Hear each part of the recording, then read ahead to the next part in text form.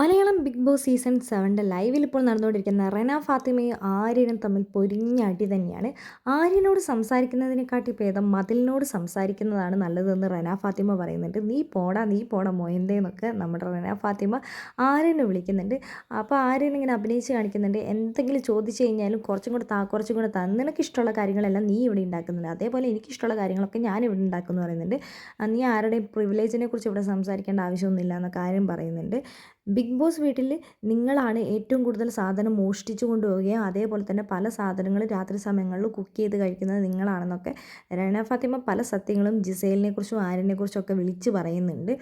ഇവരാണ് പല സാധനങ്ങളും എടുത്ത് ഒളിപ്പിച്ച് വെക്കുന്നത് ഞാൻ കണ്ടിട്ടുണ്ട്. പഞ്ചസാരയും അതേപോലെ തന്നെ ക്യാരറ്റ് ആണെങ്കിലും ഉരുളക്കിഴങ്ങ്, ഉള്ളി തുടങ്ങിയ എല്ലാ സാധനങ്ങളും എടുത്ത് ഒളിപ്പിച്ച് വെക്കുന്നത് ആര്യനും ജിസേലുമാണ്. അവർക്ക് ഇഷ്ടപ്പെട്ട സാധനങ്ങളെല്ലാം അവർ കഴിക്കുന്നുണ്ട് എന്ന് പറയുന്നുണ്ട്. അപ്പോൾ മറ്റുള്ളവർക്കും അങ്ങനെയാണെങ്കിൽ ഉണ്ടാക്കി കഴിക്കാമെന്ന് പറയുന്നുണ്ട്.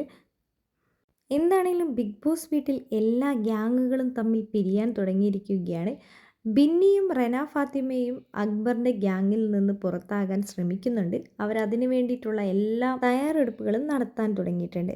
ബിന്നി ഇന്ന് കിച്ചണിൽ കയറി വലിയ പ്രശ്നമുണ്ടാക്കുകയും ജിസേലിന് ഇനി കിച്ചണിൽ കയറ്റില്ല എന്ന തീരുമാനം എടുക്കുകയും ചെയ്തു. ജിസേലിനെയും അതേപോലെ തന്നെ ആര്യനും ഇനി ഈ ഒരാഴ്ച ബിഗ് ബോസ് വീട്ടിൽ കിച്ചണിൽ കയറില്ല. അവർക്ക് വിലക്കേർപ്പെടുത്തി ബിന്നി.